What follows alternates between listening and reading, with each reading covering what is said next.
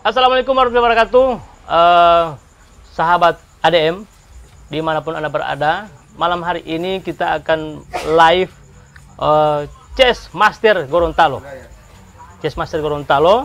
Nanti sebentar saya informasikan Master siapa-siapa.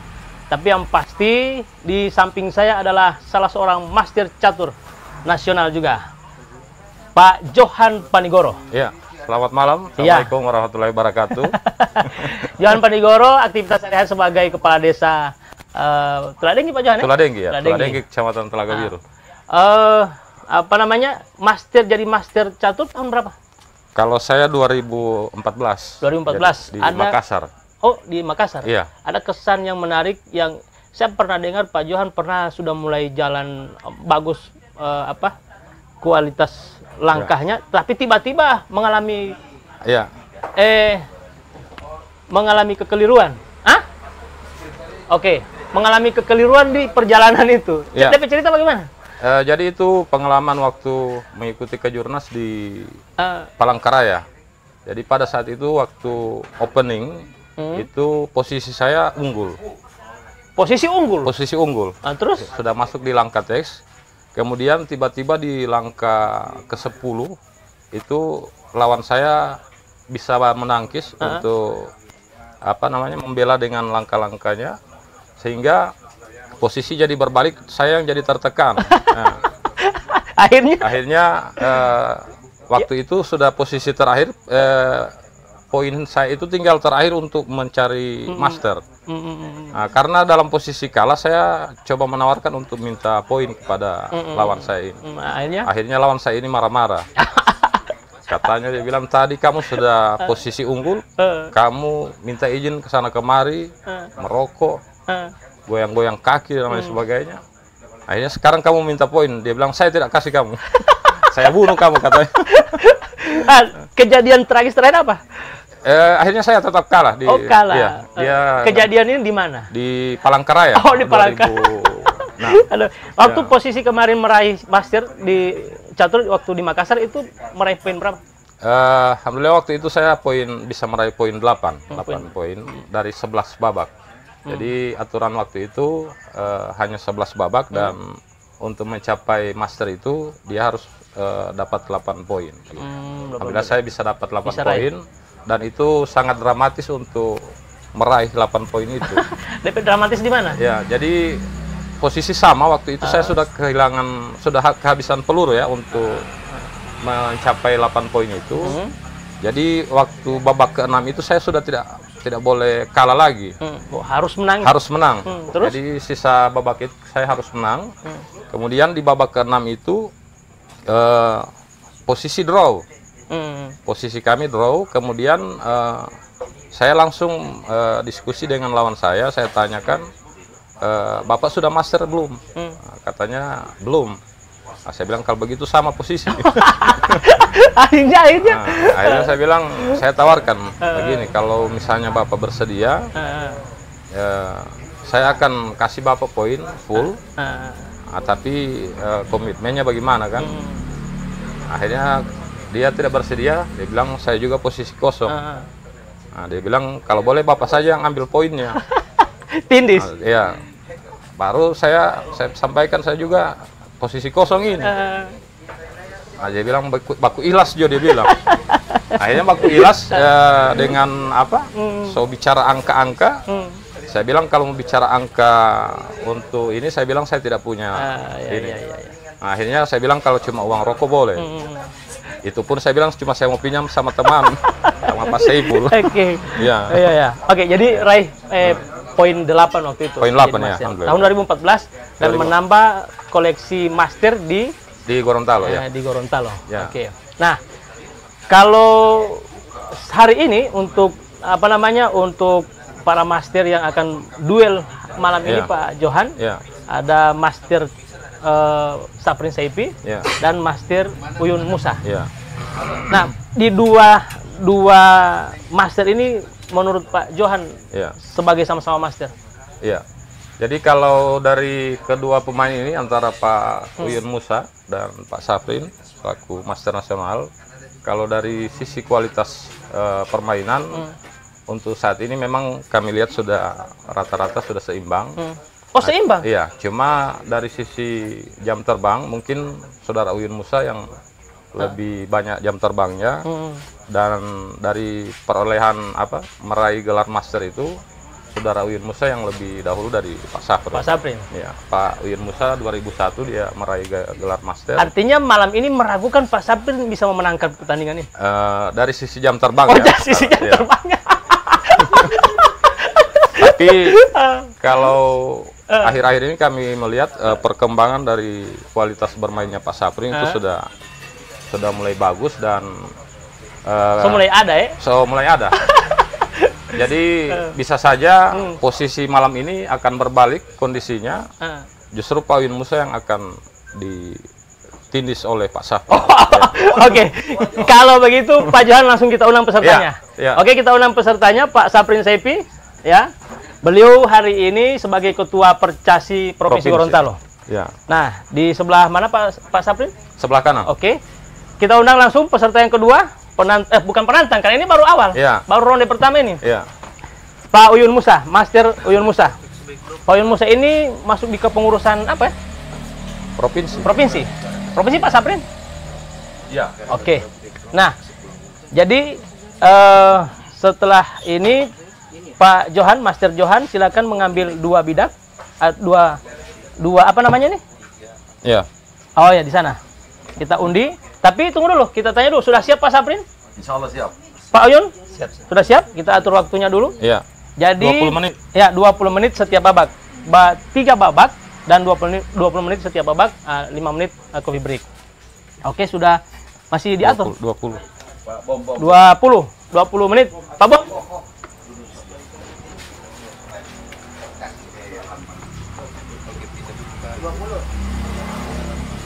Nah. Oke, Pak Johan, jadi ini mulai dalam catur itu kan tentu mental. Iya. Yang paling penting. Iya. Kemudian konsentrasi. Iya. Fokus. Ya, kalau dari sisi mental saya kira Pak Saprin lebih unggul karena rumah beliau ini di depan kompi. Depan kompi.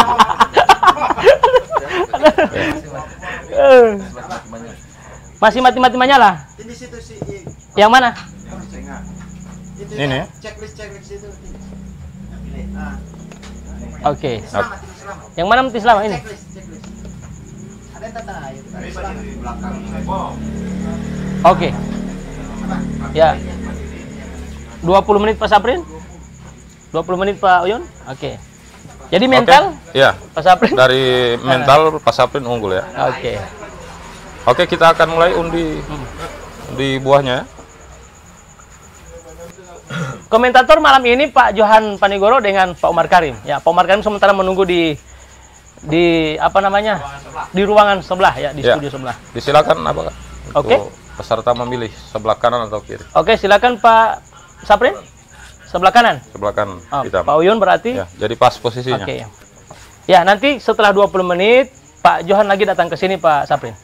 Oke. Kita sudah mulai. Ya. Dan silakan kita mengambil tempat Pak Johan di komentator menganalisa permainan. Oke, silakan. Di muka kompi DP rumah. Baku biasa dengan tentara. Sudah Pak Johan.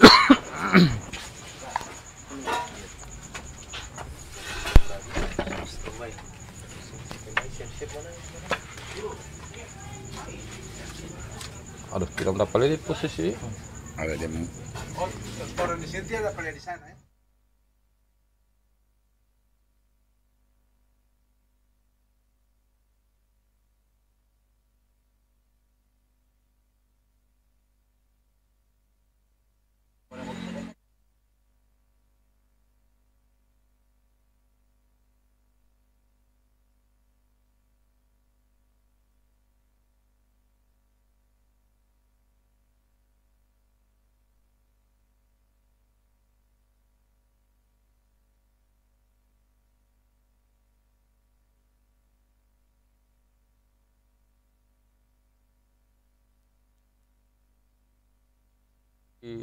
Pembukaan yang digunakan oleh Pak Uyun Musa ini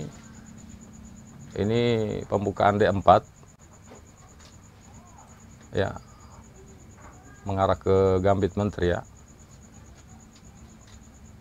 Ini memang kedua mereka ini memang profesional ya Pak? Iya. Jadi dari kualitas bermain dari Pak Safrin dan Pak Uyun Musa ini, mereka berdua ini kalau pengamatan kami selama di pertandingan catur ini, mereka memiliki karakter permainan posisional ya. Jadi masing-masing banyak memperhatikan posisinya dulu. Karakternya cenderung defensif ya Pak Umar. Ya. Kalau saya yang putih ini Pak Uyun ya, iya, kelihatan sangat agresif yang putih ini. Parameternya dilihat dari posisi dia membuka diri, sebenarnya ini membuka peluang dia untuk menyerang. Memang namanya catur ini permainan yang lebih mengutamakan intelijensi dari pemainnya, dan banyak hal kemungkinan bisa terjadi. Bahkan konon itu dulu Napoleon Bonaparte itu sebelum berperang dia harus main catur untuk beberapa saat. Dari situ kemudian dia mendapatkan inspirasi ya, untuk bagaimana mengatur strategi ya untuk berperang ya. Lihat, ini sangat agresif yang putih, dia menyerang kuda. Iya. Kudanya Pak Safrin diserang luar biasa. Memang sudah kelihatan dari awal. Pak Uyun ini sebenarnya punya potensi menjadi politisi handal dia. Ini sangat agresif ini, karena memang orang-orang politisi itu yang pencari kekuasaan, pemburu kekuasaan itu juga kadangkala tipikal mereka sehari-hari itu seperti pemain catur lah. Gitu. Jadi benar sekali Pak Uka. Ini Pak Uyun Musa ini di samping beliau pemain catur profesional, beliau juga sudah pernah terjun di dunia politik. Itu di Kota Bitung beliau pernah jadi caleg. Oh begitu ya. Tapi masih belum ada rezeki aja. Hanya soal kesempatan ini. Iya, kesempatan. Tapi sebenarnya soal mental dia sudah siap ini. Oh, kalau mentalnya memang luar biasa Pak Uka ini, Uyun Musa. Ini kemudian membuat posisi hitam Pak Safrin ini mengambil posisi defensif ya. Dia mundur. Dari posisi ini memang terjadi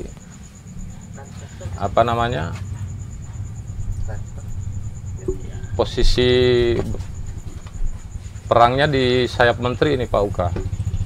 Nah, di posisi sayap rajanya ini kedua-duanya cenderung di posisi bertahan ya. Jadi sekarang medan tempurnya ada di posisi sayap menteri. Iya. Di tingkat aparat bawah ya. Iya. Jadi mereka lebih memobilisasi kemampuan perangkat pelengkapnya, bukan perangkat utamanya, karena ya ibarat petinggi-petinggi ini lagi bersembunyi ya. Biasa juga di politik nyuruh-nyuruh orang, misalnya orang-orang itu di depan, tapi kemudian orang-orang yang sesungguhnya yang punya kepentingan utama itu bersembunyi di belakang layar. Ini kelihatan seperti ini.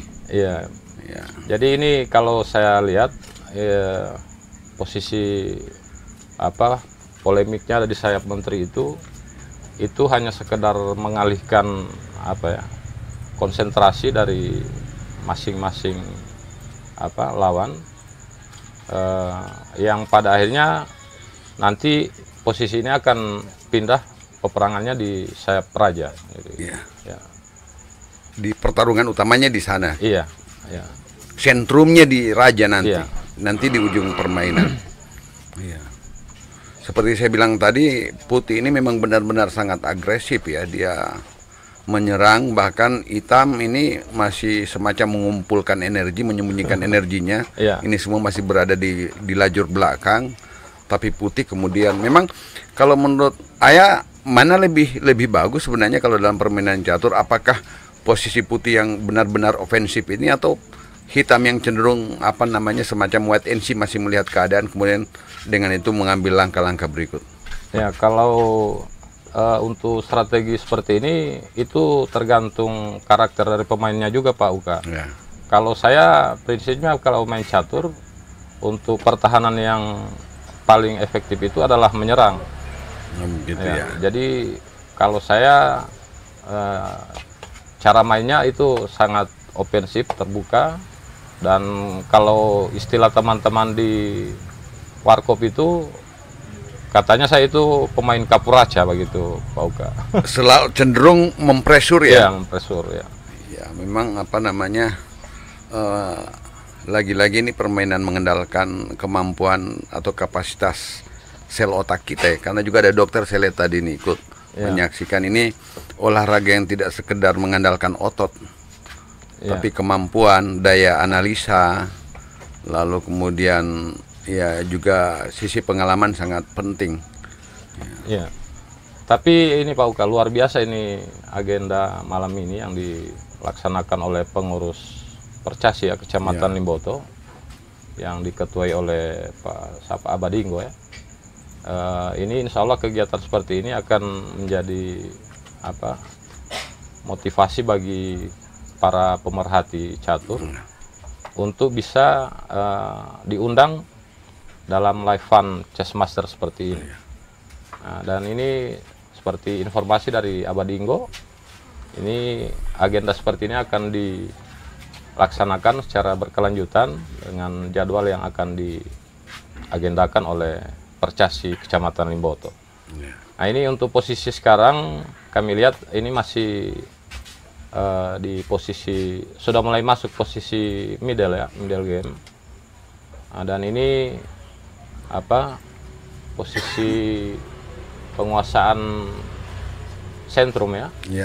Ini kami lihat masih putih yang unggul, dan yang posisi hitam ini cenderung defensif, masih mengatur posisinya untuk mencari celah-celah untuk menyerang buah putih. Kelihatannya masih menutup diri nih yang hitam. Cuman memang ya memang politik itu kan inspirasinya juga kuat dari catur.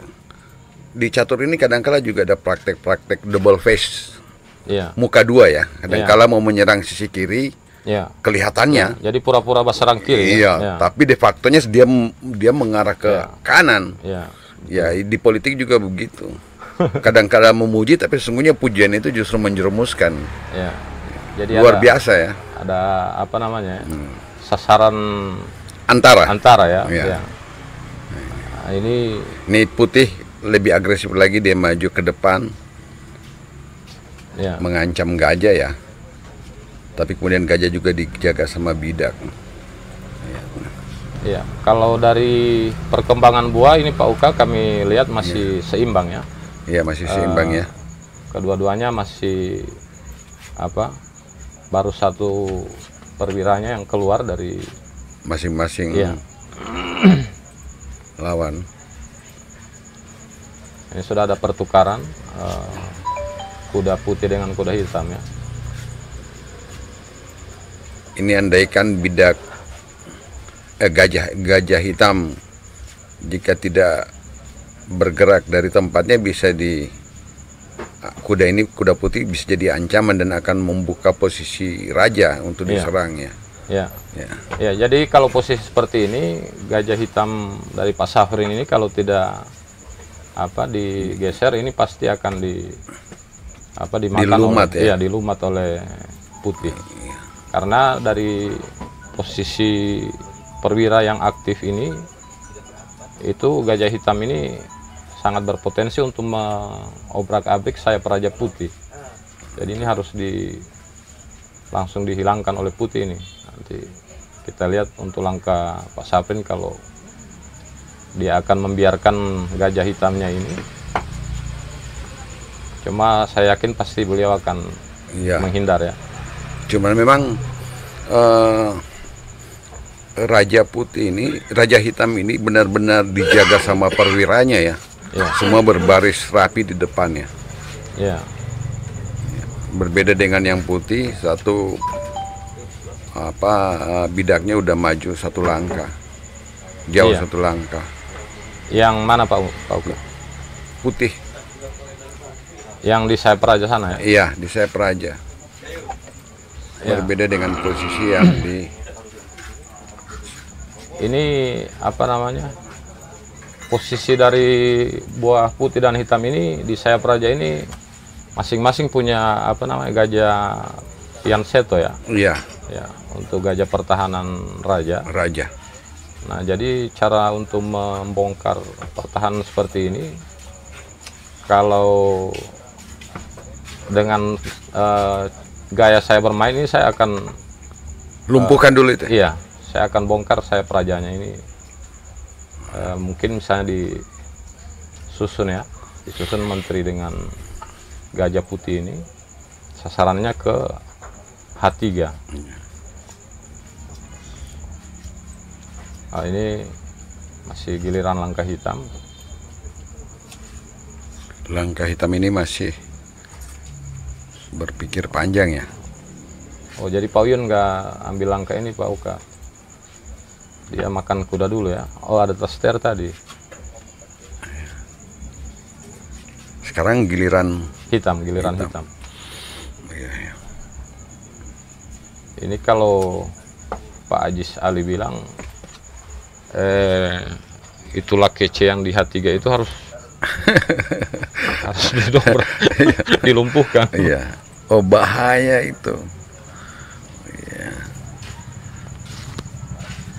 Cuman memang kedua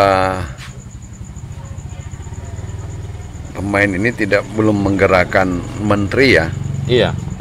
Yang secara kapasitas memiliki segala kemampuan ya. Iya. Dari seluruh biji catur, menteri ini yang pergerakannya sangat luas dan mampu menjalankan semua fungsi biji catur lainnya ya. Iya. Kecuali kuda yang dia tidak bisa. Nah, itu dia menghindar. Iya, menghindar. Karena kalau tidak itu. Iya, jadi kalau dia sampai makan itu bisa terbuka pertahanan hitam, dia harus menghindar. Bahkan dia perhadapkan dengan gajah lawan. Iya. Nah, ini. Jadi memang strategi untuk melemahkan posisi pianseto seperti ini, memang gajahnya harus ditukar, Pak Uka. Ya, gitu ya. Iya. Nah, ini putih pasti tidak akan melayani ya untuk pertukaran gajah ini. Karena kalau ditukar, pasti sayap rajanya akan lemah. Jadi sebaliknya kalau juga putih tidak meladeni apa yang disodorkan hitam, juga hitam bisa agresif untuk memakannya. Dan kemudian posisi bidak gajah hitam diganti sama menteri. Iya. Dan ini langkah terbaik putih, pasti dia mundur kuda ya ke F3 untuk menghindari pertukaran gajah. Dia lebih baik mengorbankan kudanya ya. Iya. Ganti dengan gajah. Ya, kalau di pemerintahan ini kadangkala ya. Iya. Berapa aparat boleh dikorbankan untuk menjadi menjadi backup. Ya, karena memang praktek-praktek pemerintahan itu kan terlepas dari praktek politik itu kan seni memainkan peran. Iya. Kalau di sini lebih tertumbuh pada seni memainkan kemungkinan. Karena ini berjuta kemungkinan dari sekian varian, sekian opsi langkah yang kita pilih harus benar-benar tepat. Tapi juga menarik kedua model pemain ini. Ya, Pak Uyun ini ya memang karena agresif juga kelihatannya banyak gerakan badan ya, tubuh fisik. Pak Safrin lebih tenang. Iya. Tapi memang kedua mereka ini profesional. Ya. Nah, ini. Kalau ini sudah terjadi pertukaran. Iya.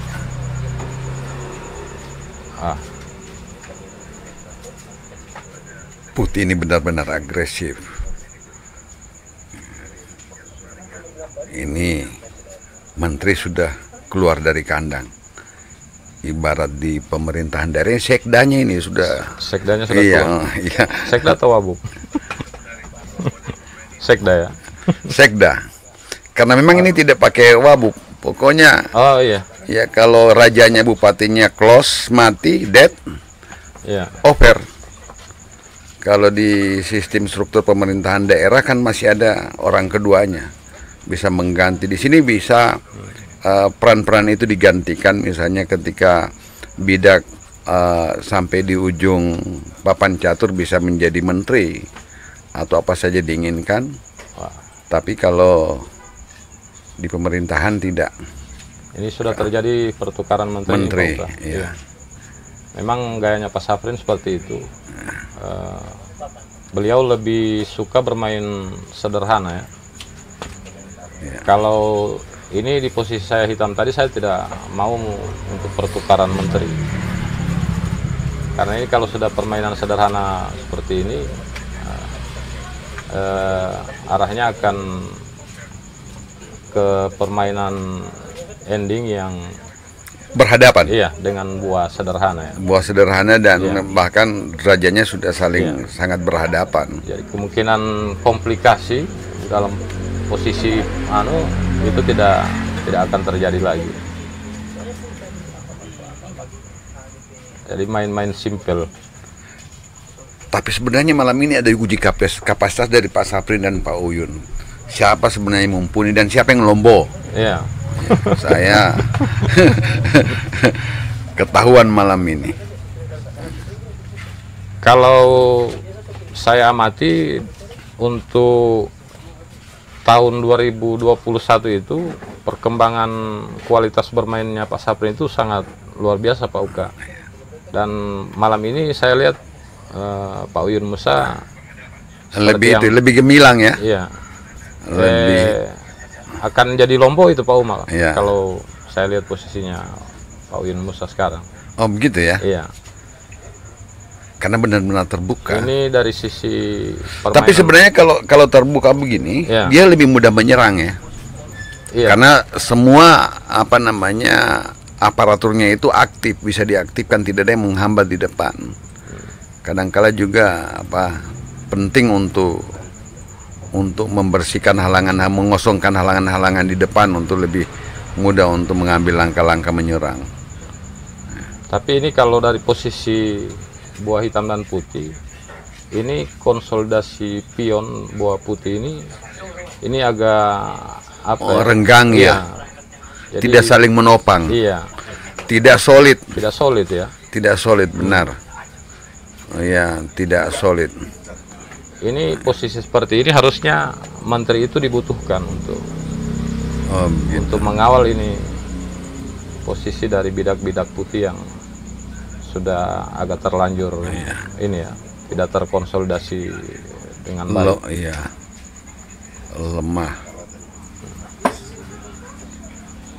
Ini selesai ini. Hitam ojo. Gitu ya. Iya.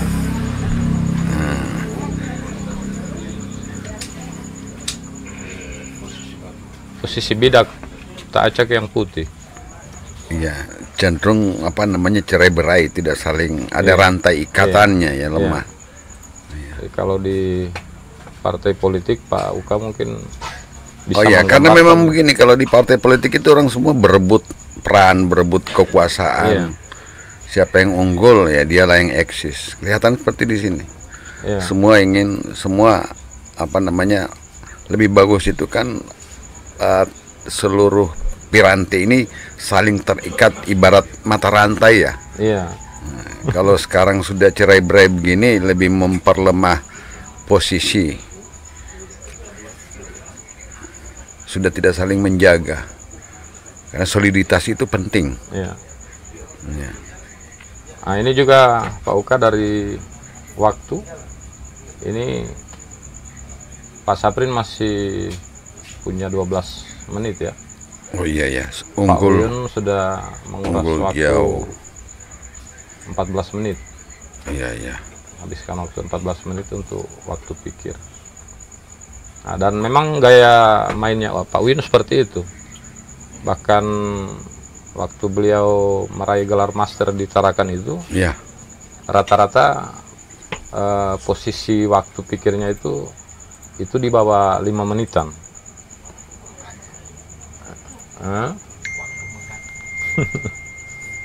Dan itu salah satu strategi dari Pak Uyun itu untuk mengecoh konsentrasi dari lawannya. Nah, ini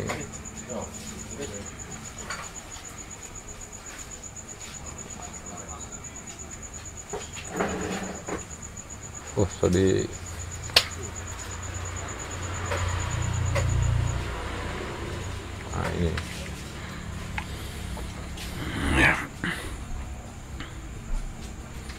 ini sudah kalah 1 bidak ini Pak Uyun ya. Iya, itu.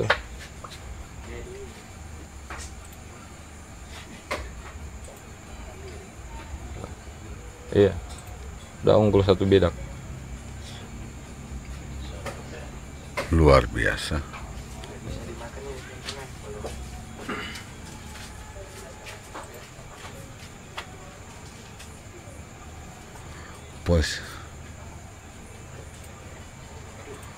Wah, blunder.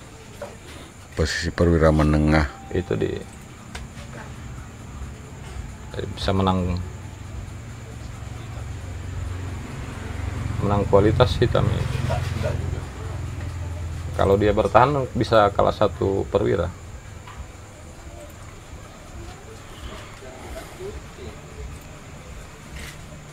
Itu. Kalau dia ke benteng A2, benteng naik lagi kan. Waduh. Oh, ada posisi skak ya. Oh, benar. Hah? Jadi ketika hitam ini bentengnya ke depan menyerang kuda, putih bisa memanfaatkan kekosongan penjagaan di tinggi bawah. Nah, tapi tidak terjadi, justru Iya. Pak Saprin lebih suka bermain sederhana ini dengan posisi seperti ini.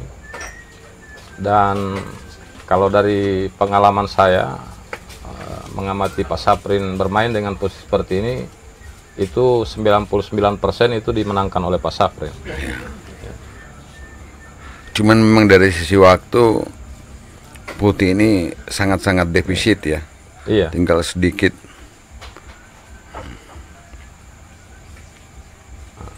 Akselerasinya kurang. Iya. Ini dari gaya duduknya kedua pemain ini kelihatan sekali gayanya Pak Saprin itu memang kayak gaya tentara Pak Uka. Tenang. Iya. Tenang tapi tegas begitu. Kalau itu dia ningrat ini. Banyak keluarganya pejabat. Ini watak-watak tentara ini kalau beliau main. Iya. Karena dia memang berasal dari keluarga ningrat. Iya. Rumahnya juga di depan kompleks. Oh iya. Karakter itu ketahuan sekali ya. Namanya Pak Saprin, nama kecilnya itu Anton. Iya. Nah, jadi Anton itu singkatan dari anak tentara. Oh gitu ya. Nah,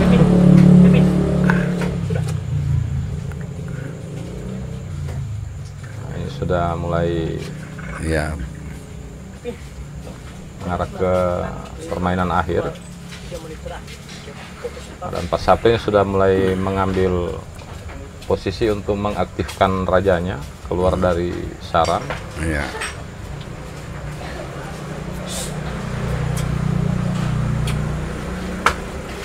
Sungguh menarik. Kita lihat nanti apa endingnya ini. Iya. Tapi kalau Pak Ajis Ali ini tidak suka dengan gaya main seperti ini, Pak Uka. Iya. Kalau Pak Ajis itu sukanya gaya main yang ada langkah-langkah fenomenal, yang spektakuler begitu. Yang sering Benar-benar. Iya. Tapi kadang-kala kalau main dengan saya dia sering kali banyak kalah dia dibanding menang. Iya, Pak Ustadz. Kan bagus ngomong pas dia tidak ada kan. Nanti orang tunggu. Tidak ada yang bantah. Saya tanya sama Pak Ustadz Ajis Ali bahwa ulama Iran itu pernah menetapkan fatwa yang namanya catur itu haram. Iya. Tapi beliau jelaskan tidak, sepanjang kita tetap masih aktif dalam kegiatan keseharian kita, ibadah, tugas pokok kita, menghidupi rumah tangga.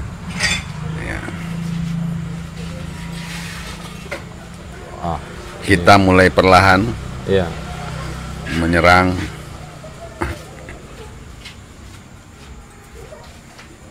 Ini habis ya, jadi kosong.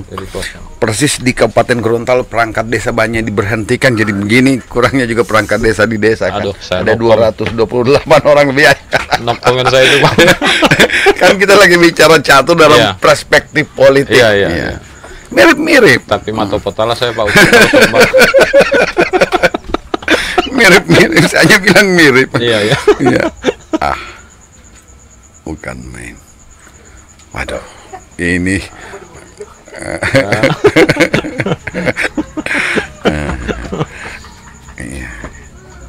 jadi berkurang, saling membantai.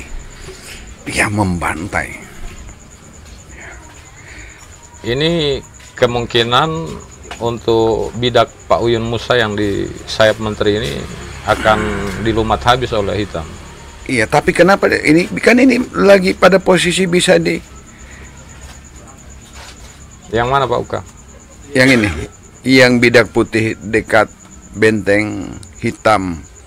Posisi ini giliran siapa yang melangkah ya? Giliran Pak Uyun ya? Iya, putih. Oh, jadi cegah. Ini waktunya Pak Uyun juga sisa 2 menit. Iya. Nah, ini pilihannya Pak Uyun. Bidak di B4 ini akan dilepas dan dia akan mengambil bidak yang di H ya, H6. Di bawah dari hitam ya? Iya. Atau mungkin dia akan serang raja untuk memisah kedekatan raja dengan benteng. Iya, bisa jadi. Ya. Nah, itu. Tapi kalau dia ambil yang di bawah tidak bisa lagi. Dia menyasar yang di posisi sana, benar juga. Bisa berimbang ya. Dan memberi peluang bidaknya promosi ke jabatan lagi lebih tinggi. Iya. Nah, mirip-mirip ikut asesmen job bidding ya. Karena yang job bidding di catur ini butuh berapa langkah, banyak tahapan, tidak serta-merta baru berapa lama jadi PNS tiba-tiba menduduki jabatan eselon. Atau di sini butuh perjuangan. Tidak harus kadangkala harus baik-baik dengan atasan, ini nggak perlu. Sepanjang mampu melewati tahapan-tahapan itu, level demi level, otomatis bisa mendapatkan promosi jabatan. Iya. Nah, ini di posisi hitam ini bidak B ya. Iya. B5 ini kalau saya lihat agak lebih cepat untuk menuju ke pion promosi, bidak promosi. Iya, benar. Dan ini akan iya benar. Sulit dihalau oleh putih. Iya. Karena ini sudah dikawal oleh raja, kemudian dikawal dengan benteng juga. Nah, tapi putih juga punya peluang di bidak H4.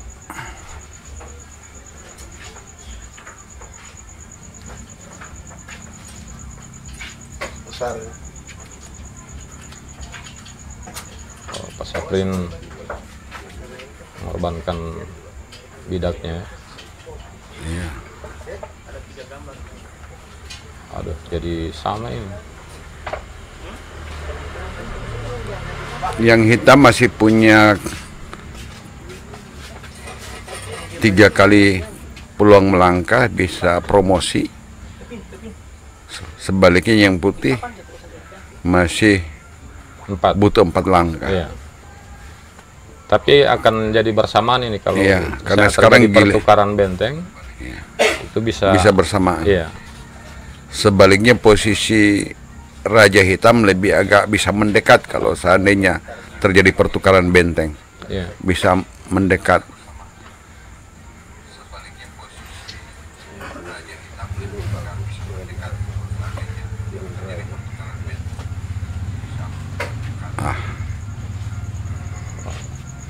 Jadi berbalik ya.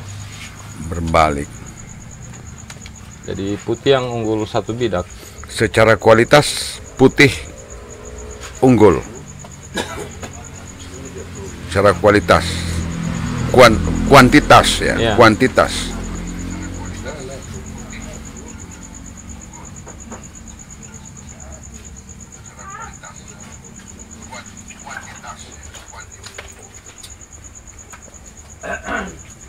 Selesai set pertama, komentar terus 5 menit. Oh iya.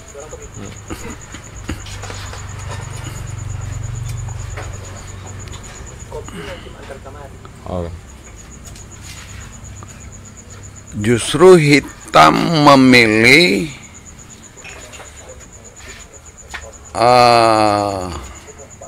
rajanya tidak mendekat ke putih. Sebaliknya putih malah mendekat. Iya. Menutup kemungkinan bidak hitam ini promosi ke jabatan yang lebih tinggi, bahkan bisa jadi sebagai menteri. Ini posisi seperti ini Pak Uka harus perhitungan tempo yang cermat ya. Iya, yang cermat ya. Kan ini hanya selisih 1 langkah ini. Iya. Siapa yang mendahului, dia bisa jadi pemenang. Iya.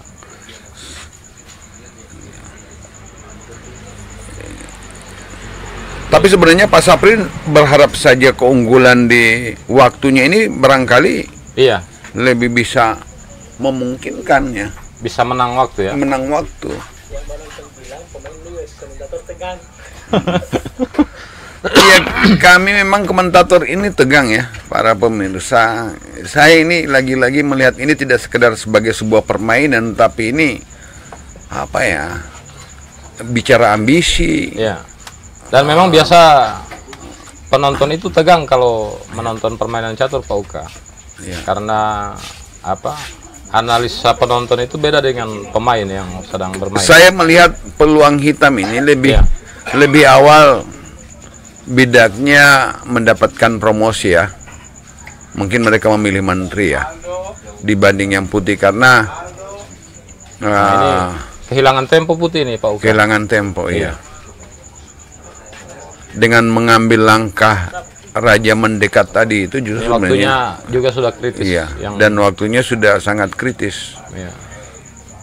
Pak Uyun ini punya kemampuan baik, cuman memang memanage waktu juga yang masih kurang. Iya. Dia kemudian mengambil langkah yang di sini tinggal butuh 3 langkah. Iya. Ini sudah dipastikan kita menang. Dan menang kayaknya waktu sudah habis ya. Sudah habis. Ya. Jadi memang begitu. Gayanya Pak Uyun itu memang seperti itu. Dia banyak membuang waktu pikir saat bermain. Iya. Iya. Jadi gaya bermain begitu. Pak Uyun tadi kelihatannya sangat agresif di awal ya. Dan langkahnya itu kemudian apa?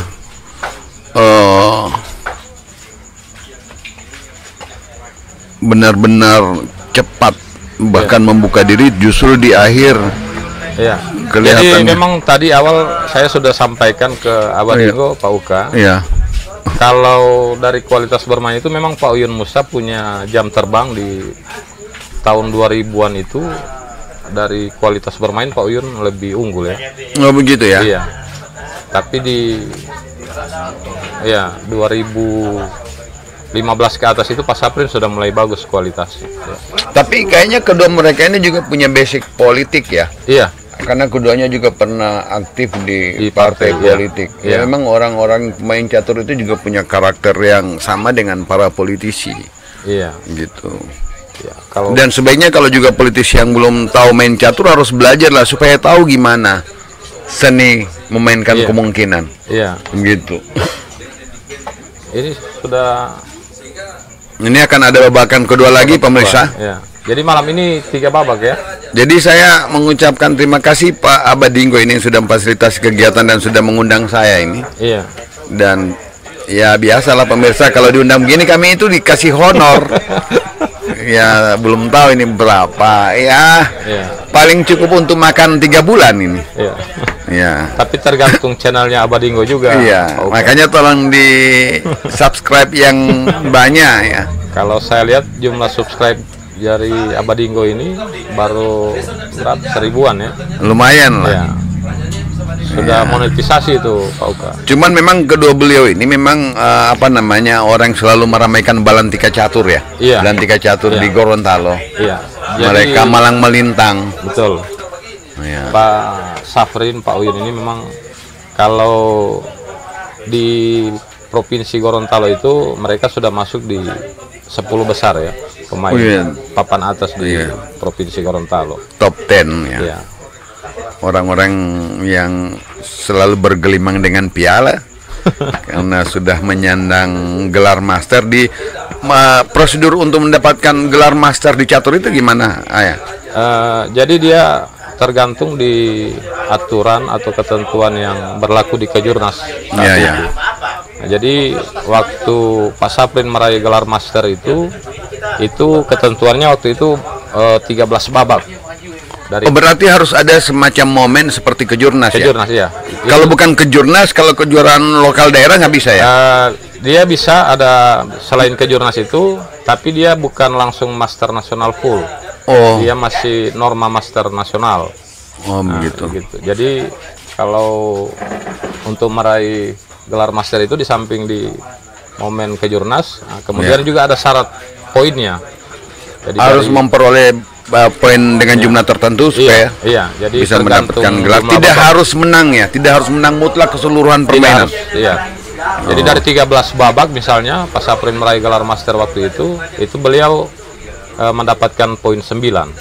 Jadi harus 9 poin baru dapat gelar master. Itu kalau 9 poin bisa berapa babakan itu ya? Kira-kira untuk Pak Saprin memperoleh 9 poin itu berapa babakan yang dia lalui itu? 13 babak. 13 babak 9. Full, ya. Mirip-mirip kalau di sepak bola itu kompetisi penuh ya. Kompetisi penuh ya. Cuma memang sayang Pak Ajis Ali tidak ada malam ini. Iya.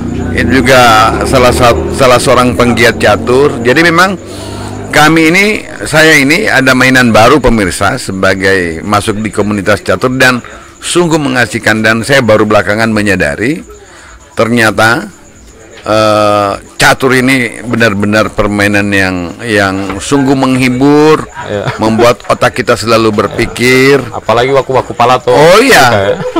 Oh iya, dengan saya lihat kalau Pak Uka dengan Pak Ajis Ali main itu memang. Iya, jadi beberapa kali diupload di YouTube saya kala itu hoax. Iya. Itu nggak benar, tidak sesuai fakta. Saya faktanya lebih banyak mengalahkan beliau itu, meskipun beliau itu bergelar ustadz, tapi soal catur lain. Tapi memang kelemahan Pak Uka dengan Pak Ajis main itu tidak ada saksi. Oh iya juga itu. Kalau bermain itu biasa coba di meja yang paling sudut. Itulah, dan alhamdulillah beliau tidak ada malam ini. Akhirnya klaim masing-masing itu tidak diakui. Jadi Abah ini kita close dulu. Lanjut. Sambil menunggu babakan berikut.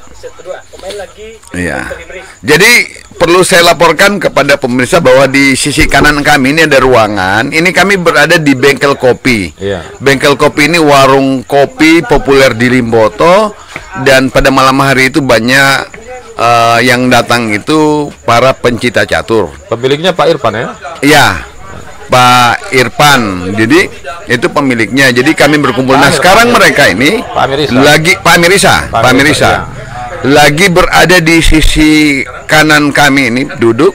Mereka lagi memperbincangkan polemik atau pertempuran yang terjadi tadi. Ada pro kontra, ada orang kemudian menyalahkan kedua pihak tadi, ada yang mengatakan kenapa mengambil langkah ini, bukan mengambil. Begitulah kalau pemain catur setelah permainan selesai itu dianalisis atau diaudit. Jadi main catur itu cuma 20 menit, analisanya itu 1 jam. 1 jam bahkan bisa lebih. Jadi memang di catur ini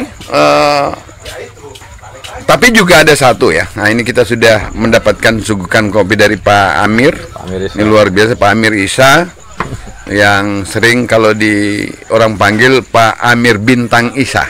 Ya, akun di Facebooknya. Jadi ini saya mengajak kalau orang-orang suka main catur, bolehlah datang lihat-lihat apa namanya bengkel kopi, dan kita di sini bisa minum kopi bersama dan kemudian main catur dengan saling menghentak boleh, saling beradu tapi jangan beradu fisik. Iya.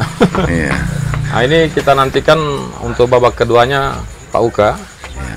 Tadi Pak Saprin menang di babak pertama dengan memegang buah hitam. Ini kalau Pak Saprin pegang buah putih itu lebih karena begini, apa peluang yang diperoleh oleh seseorang pemain ketika dia menggunakan batu putih dibanding batu hitam. Sebenarnya apa sisi keunggulan? Jadi keunggulannya itu salah satunya unggul tempo ya, di tempo. Oh, di melangkah awal. Ya, awal ya. Ya. Jadi salah satunya itu. Startingnya ya. Di awal. Cuma memang Pak Uyun harus mengoreksi apa namanya langkah-langkahnya tadi untuk bahan ke depan. Ya, jangan tadi dia sudah banyak melakukan berapa kali blunder, itu jangan terulang lagi kalau ingin menang pada babak kedua. Di politik juga begitu. Tapi kadang-kala saya lihat ada orang sudah melakukan blunder, kemudian melakukan blunder lagi berulang-ulang, sehingga cenderung publik itu apa ya, tidak respect. Meskipun faktanya misalnya kalau tiba ada momen pemilihan orang itu dipilih lagi, itu soal cerita lain. Cerita lain. Ini mirip-mirip catur lah. Begitu juga untuk Pak Uyun, harusnya yang kejadian tadi sebagai bahan introspeksi diri untuk kemudian memperbaiki dari sisi emosional, misalnya jangan terlalu gegabah di awal, membuka diri, kemudian tidak siap pertahanan, akhirnya di ujung akibatnya dia bisa terkalahkan. Tadi sebenarnya di posisi akhir itu Pak Uyun Musa masih punya potensi. Oh iya benar draw, ya. Sama-sama bisa apa? Masuk menteri ya. Promosi menteri. Cuma Pak Uyun tidak mengambil langkah itu. Beliau masih ambil tempo untuk mengawal bidak hitam. Sehingga akhirnya dia kehilangan waktu di situ. Kehilangan tempo, kehilangan waktu juga. Iya. Jadi memang catur ini di samping penguasaan apa namanya teknis juga. Kalau saya kirain ada kopi ini, mau minum kopi dulu. Ada di Pibiskoi juga. Luar biasa asik ini. Baru kali ini saya mengikuti catur live seperti ini. Jadi nama saya diganti Uka saja, Pak, supaya lebih bagus. Uka ya. Uka ya. Lebih familiar. Iya. Jadi di komunitas catur ini kita ini banyak beragam profesi. Ada dokternya, ada kepala dinas eselon 2. Iya. Kemudian ada polisinya, ada anggota DPR, ada mubalik, ada guru. Ada mahasiswa, bahkan LSM, bahkan anak-anak juga sering ngumpul di sini. Tapi mereka waktu ngumpul itu kadang-kala di siang hari. Jadi ini adalah sebuah komunitas orang-orang berpikir. Itu apa namanya? Sering saya bilang bahwa catur itu butuh otak untuk bermain. Ini bukan olahraga yang biasa. Memang secara fisik kita cenderung tidak ada olahraganya. Olahraga itu tidak ada fisiknya. Tidak mengolah raga, tapi sebenarnya mengolah pikir. Mengolah pikir. Jadi memang luar biasa ini ide dari Abadinggo untuk melaksanakan kegiatan malam hari ini.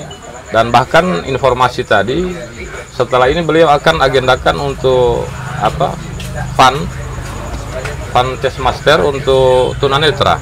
Oh begitu ya? Iya, tunanetra. Oh begitu juga. Iya. Jadi ada rencana untuk peserta tunanetra itu sudah ada 12 orang yang itu mereka meskipun punya keterbatasan fisik seperti itu, tunanetra itu juga masih memiliki kemampuan itu ya. Nah, itu juga yang kalau di Gorontalo saya belum pernah lihat Pak Ukas, tapi kalau di dunia sudah ada ya? Sudah ada ya. Jadi mungkin buat caturnya, papan caturnya agak beda itu kalau tunanetra seperti ini. Nah, tapi ini kalau yang akan dilaksanakan oleh Abadinggo kami belum tahu persis bagaimana modelnya. Nah ini kita tunggu bersama supaya luar biasa ini terobosan luar biasa dari Abadinggo. Dan lagi-lagi pemirsa ya, saya sudah mengambil alih ini tugas reporter di Abadinggo ini. Ya, Badingo ini diundang dulu sini. momen sangat menarik ini. Dan Anda bisa melihat bagaimana pergerakan-pergerakan bidak, pergerakan biji catur membentuk formasi-formasi yang berubah setiap langkah, setiap saat. Bak-bak atau ibarat juga sama dengan formasi-formasi politik di dalam dunia nyatanya, begitu. Ya, ini sangat spektakuler. Ya. Kita menunggu babak kedua. Dan saya sedikit perkenalkan bahwa yang kawan saya di kanan ini, Pak Johan Panigoro, ini adalah kepala desa di desa Tuladenggi. Alhamdulillah sudah berapa tahun, dan hingga saat ini saya mendengarkan informasi tentang kiprah beliau sebagai kepala desa sudah lumayan bagus. Alhamdulillah. Praktis tidak ada problem di desa, karena kita ketahui bersama bahwa di desa itu rata-rata sudah mengelanggar hampir 2 miliar. Tuladenggi itu praktis tidak ada masalah. Sehingga saya jadi sangat-sangat respect ketika diajak menjadi komentator bersama beliau di acara ini.